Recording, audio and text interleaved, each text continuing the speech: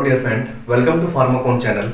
Today I am discussing about the last topic of complexometric titration, which is the second topic of third unit of pharmaceutical analysis, जिसका code है आपका BP102T। उसके हम आज last topic के बारे में बात कर रहे हैं। प्रीवियस वीडियो में हम लोग कॉम्प्लेक्सोमेट्रिक टाइट्रेशन की सभी चीज़ों के बारे में बात कर चुके हैं and most recent last video में हम लोग बात कर चुके हैं कि EDTA को कैसे बनाते हैं, है ना।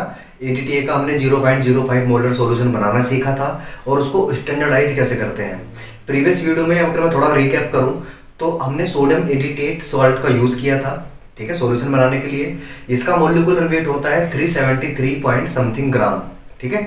इतने ग्राम को लेकर हम लोग एक नॉर्मल बना सकते हैं, जबकि हमको बनाना कितना था, हमको अगर मैं आपको बताना चाहूँ तो हमारे सोडियम एडिटेट का जो मोलिकुलर वेट होता है वो आपका होता है 373 ग्राम पर मोल। अगर मैं इसका एक नॉर्मल बनाना चाहूँगा तो मेरे को 373 ग्राम को 1000 ml में घोलना पड़ेगा, ठीक है। लेकिन बनाना कितना है, 0.05 नॉर्मल। तो इसके लिए मैंने 18.6 ग्राम को 1000 ml में डिसोल्व किया है, ठीक है। यहाँ तक आप लोग समझ चुके हैं, ये हम लोग बात कर चुके हैं। स्टैंडर्डाइजेशन के लिए हमने क्या किया था, स्टैंडर्डाइजेशन के लिए हमने किया था कि हमने ग्रेनुलेटेड जिंक के साथ में इसका टाइट्रेशन किया था। मोड एंड ब्लैक सेकंड हमने इंडिकेटर यूज किया था और फाइनली हमने इसको स्टैंडर्डाइज किया था और हमने पता किया था कि एक्चुअल नॉर्मेलिटी कितनी है। ये हम लोग प्रीवियस वीडियो में बात कर चुके हैं। अब हम बात करते हैं हमारे लास्ट टॉपिक के बारे में, जो कि आपका है एस्टिमेशन ऑफ मैग्नीशियम सल्फेट के बारे में, ठीक है।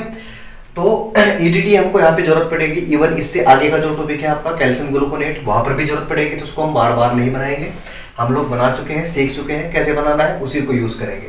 तो प्रोसीजर की अगर मैं बात करता हूँ, तो प्रोसीजर की अगर मैं बात करूँ यहाँ पे, तो आपको सबसे पहले क्या करना पड़ेगा, मैग्नीशियम सल्फेट का सॉल्यूशन बनाना पड़ेगा। मैग्नीशियम सल्फेट आपका हेप्टाहाइड्रेट होता है, यानी कि magnesium sulphate into 7H2O anhydrous form में होता है, ठीक है।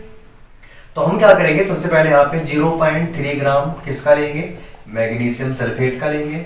इसको हम लोग डिसोल्व कर देंगे 50 ml डिस्टिल्ड वाटर में, ठीक है। 50 ml डिस्टिल्ड वाटर में हम लोग इसको डिसोल्व कर देंगे। डिस्टिल्ड वाटर क्यों ले रहे हैं, क्योंकि नॉर्मल वाटर में आपकी मेटल आयन इम्प्योरिटी के रूप में प्रेजेंट हो सकते हैं, जो कि टाइट्रेशन के साथ में इंटरफेयर कर सकते हैं या आपके एंड पॉइंट को चेंज कर सकते हैं। तो we have to dissolve it into distilled water. इसके बाद हम क्या करते हैं, इसके बाद हम यहाँ पर इसके पीएच को मेंटेन करते हैं। पीएच को हम मेंटेन करेंगे अप टू 10, यानी कि बेसिक पीएच पर लेके आएंगे, जिसके लिए हमको ऐड करना पड़ेगा यहाँ पे आपका ammonia buffer. Ammonia buffer, ammonia buffer हम यूज करेंगे अप टू pH 10, जिसके लिए हमको लगभग जरूरत पड़ेगी 10 से 15 ml, ठीक है। हमने पीएच को मेंटेन कर दिया। पीएच को मेंटेन करने के बाद फाइनली हम यहाँ पर क्या यूज करेंगे, इंडिकेटर। तो इंडिकेटर की हम लोग लगभग 3 to 5 ड्रॉप्स यूज करेंगे। और इंडिकेटर आपका कौन सा होगा, मोर्डेंट ब्लैक सेकंड, ठीक है। जहां पे आपका एक मिक्सचर यूज करेंगे जिनमें आपका मोर्डेंट ब्लैक सेकंड और NaCl, ठीक है। इन दोनों का मिक्सचर होगा जो कि 50 mg क्वांटिटी में होगा। उसका हम सॉल्यूशन बनाएंगे और उस सॉल्यूशन का हम लोग 3 से 5 ड्रॉप यहाँ पर यूज करेंगे। जैसे आप लोग ये सॉल्यूशन प्रिपेयर कर लोगे, ये पूरा सॉल्यूशन आपका कहां पर होगा, कोनिकल फ्लास्क में होगा, ठीक है। अगर मैं इसकी असेंबली बताना चाहूँ आपको, तो ब्यूरेट में आपका होगा प्रीवियसली प्रिपेयर्ड 0.05 मोलर EDTA। इसको हम ब्यूरेट में रखेंगे और कोनिकल फ्लास्क में आपका ये पूरा मिक्सचर होगा, ठीक है। हमने इंडिकेटर भी डाला है। हम क्या करते हैं, दोनों के बीच में टाइट्रेशन करते हैं। टाइट्रेशन तब तक करना है जब तक आपका टिल ग्रीन कलर अपीयर नहीं हो जाता, ठीक है। जैसे आपका ग्रीन कलर आएगा, समझ लेना आपका एंड पॉइंट आया है। वहां पर आप लोग ब्यूरेट रीडिंग कैलकुलेट कर सकते हैं या ब्यूरेट रीडिंग रिकॉर्ड कर सकते हैं, ठीक है। तो इस तरीके से हम टाइट्रेशन करेंगे। 2-3 रीडिंग आप लोग ले सकते हो, या तो आप तब तक ले लीजिए आपके अगर 2 रीडिंग सेम आती है दोनों को रख लीजिए, अदरवाइज आपको 3 रीडिंग लेनी है, उसका एवरेज निकालना है, ठीक है। इसके बाद एस्टिमेशन का मतलब क्या होता है, परसेंटेज प्योरिटी पता करना, है ना। परसेंटेज प्योरिटी पता करना, और परसेंटेज प्योरिटी का फॉर्मूला आप सभी को पता है। परसेंटेज प्योरिटी का फॉर्मूला होता है आपका ब्यूरेट रीडिंग, यानी कि वॉल्यूम ऑफ टाइट्रेंट। टाइट्रेंट क्या है आपका, 0.05 मोलर EDTA, ठीक है। 0.05 मोलर EDTA जरूर नहीं आप कर लीजिए, आपने जो स्टैंडर्डाइज किया है, पिछली वीडियो मैंने बता रखा है, जितने भी आपकी स्टैंडर्डाइज करने के बाद मोलरिटी आएगी उतने मोलर की आप लोग यहाँ पे लेंगे।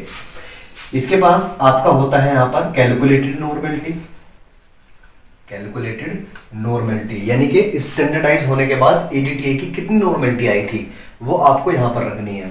इसके बाद आपका होता है most important, that is the equivalent factor divided by weight of sample. Weight of sample, weight of sample कितना है आपका 0.3 ग्राम। 0.3 ग्राम आपने यूज किया है तो यहाँ पर आपको 0.3 ग्राम लिखना है into expected normality. Expected normality, expected normality आपने एक्सपेक्ट किया था कि आपका ये 0.05 मोलर है, तो एक्सपेक्टेड नॉर्मेलिटी कितनी आएगी 0.05 मोलर आएगी, ठीक है, इनटू 100। ओके, ब्यूरेट रीडिंग आपके टाइट्रेशन के बाद आ जाएगी। कैलकुलेटेड नॉर्मेलिटी आप पिछली वीडियो में देख चुके हैं, स्टैंडर्डाइजेशन के बाद आप कैलकुलेट कर सकते हैं। वेट ऑफ सैंपल आपके सामने है 0.3 ग्राम, एक्सपेक्टेड नॉर्मेलिटी 0.05 मोलर, ठीक है, नॉर्मेलिटी या मोलरिटी। फॉर्मूला में सबसे इंपॉर्टेंट चीज क्या है आपकी जिसको आपको कैलकुलेट करना पड़ेगा, वो आपका है इक्विवेलेंट फैक्टर, क्योंकि बाकी सारी चीजें आप लोगों को पता लग चुकी है। वेट ऑफ सैंपल आपको पता है, एक्सपेक्टेड मोलरिटी आपको पता है, ब्यूरेट रीडिंग आपको पता है, आपने टाइट्रेशन किया है, और कैलकुलेटेड मोलरिटी भी आपको पता है। मोलरिटी या नॉर्मेलिटी एक ही बात है। तो इक्विवेलेंट फैक्टर का मतलब क्या होता है, इक्विवेलेंट फैक्टर का मतलब क्या होता है कि 1 ml EDTA कितना है आपका 0.05 मोलर है, इसके 1 ml ने, है ना, स्टोइकियोमेट्रिक रिएक्शन है तो इसका 1 ml MgSO4 के 1 ml को कॉम्प्लेक्स में कन्वर्ट करेगा यानी कि टाइट्रेट करेगा। तो इसका 1 ml इसके 1 ml को 1 ml ऑफ मैग्नीशियम सल्फेट को क्या करेगा कॉम्प्लेक्स में कन्वर्ट करेगा। बट इस 1 ml में कितना वेट है यानी कि कितने ग्राम आपका MgSO4 है, यही आपको पता करना है। यही होता है आपका इक्विवेलेंट फैक्टर कि 1 ml ऑफ EDTA कितने ग्राम आपके MgSO4 को कॉम्प्लेक्स में कन्वर्ट कर रहा है ना। है तो 1 ही ml आपका MgSO4, लेकिन इस 1 ml में भी कितना ग्राम है ये आपको पता करना है।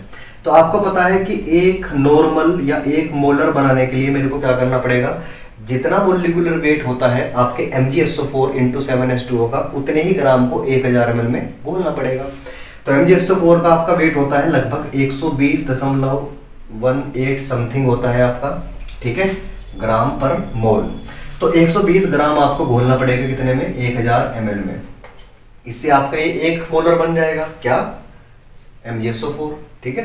बट आपको 0.1 मोलर अगर बनाना हुआ तो 0.1 मोलर बनाने के लिए आपको क्या करना है, 1 और 0.1 में क्या डिफरेंस है कि 1 से पहले एक दशमलव लग गई, तो ये दशमलव उठा के एक अंक पहले लिख दीजिए, यानी कि अब आपको 12.018 ग्राम यानी कि 12.018 ग्राम को आपको कितने में घोलना पड़ेगा 1000 ml में घोलना पड़ेगा, ठीक है। बट चूंकि आपका EDTA कितना है 0.05 मोलर है, तो आपको MgSO4 भी कितना बनाना है 0.05 मोलर। तो 0.05 मोलर आपको पता है ये 0.1 का आधा होता है। जब ये इसका आधा है तो इसमें वेट भी कितना होगा, इसका आधा होगा। तो हम क्या करेंगे, इसको 2 से भाग कर देंगे। तो 2 से भाग करने पर आपका ये आ जाएगा अप्रोक्सीमेटली 6.09 ग्राम, ठीक है, इतना आ जाएगा। इसको हम डिसॉल्व करते हैं अगर 1000 ml में, ठीक है, थोड़ी वैल्यू आपके आगे पीछे हो सकती है लेकिन अप्रोक्सीमेटली आपका इतना ही है, ठीक है।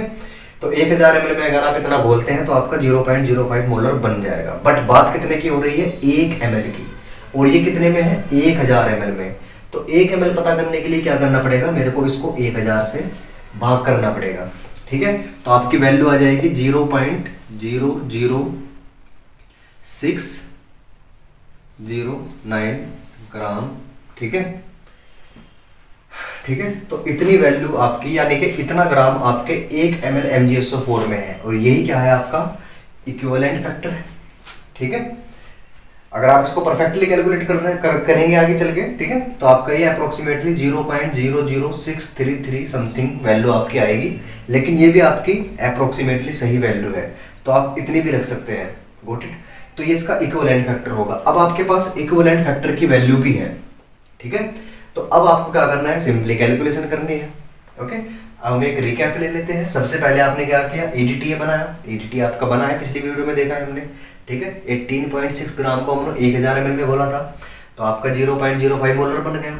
अब हमको मैग्नीशियम सल्फेट बनाना है, जिसके लिए हमने 0.3 ग्राम लिया, 50 ml में डिजोल्व किया, अमोनिया बफर डाला जब तक pH 10 नहीं हो जाती तब तक। फिर हमने इंडिकेटर डाला, डालने के बाद मिक्सचर तैयार, इसको कोनिकल फ्लास्क में रखा, ब्यूरेट में EDTA रखा, दोनों के बीच में टाइट्रेशन कराई। टाइट्रेशन कराने के बाद तब तक टाइट्रेशन कराया जब तक आपका ग्रीन कलर नहीं आ गया। वो आपका एंड पॉइंट होगा, वहां पर आप लोग ब्यूरेट की रीडिंग पता कर लोगे, यानी कि वॉल्यूम पता कर लोगे, कितने ml आपका ये यूज हुआ है इसको यूज करने में, इसको कॉम्प्लेक्स में कन्वर्ट करने में। तो आपके पास ब्यूरेट की रीडिंग आ गई। अब आपको क्या करना है, कैलकुलेशन। तो कैलकुलेशन आपको परसेंटेज प्योरिटी पता करनी है, क्योंकि आप एस्टिमेशन कर रहे हैं। एस्टिमेशन का मतलब ही क्या होता है, परसेंटेज प्योरिटी फाइंड आउट करना। तो यहाँ पे आपकी burette reading, calculated molarity, weight of sample, expected molarity आपकी गिवन है। ब्यूरेट रीडिंग आपने निकाल ली है, कैलकुलेटेड नॉर्मेलिटी आपकी किसकी है, EDTA की है, और आपने स्टैंडर्डाइजेशन के दौरान पता की है। वेट ऑफ सैंपल आपका 0.3 ग्राम है, एक्सपेक्टेड मोलैरिटी आपकी 0.05 मोलर है EDTA की। इक्विवेलेंट फैक्टर क्या है आपका, इसे निकालना। इसे अभी हमने देखा है, इक्विवेलेंट फैक्टर का मतलब होता है कि 1 ml टाइट्रेंट का आपके सैंपल के कितने ग्राम को क्या कर रहा है, टाइट्रेट कर रहा है, ठीक है। और वो ग्राम कितने में है, 1 ml में, क्योंकि स्टोइकियोमेट्रिक रिएक्शन है। तो 1 ml में कितने ग्राम है ये हमने देख लिया, जो कि आपका कितना है, 0.00609 ग्राम है, ठीक है। या आप 0.003633 ग्राम में लिख सकते हैं, ठीक है।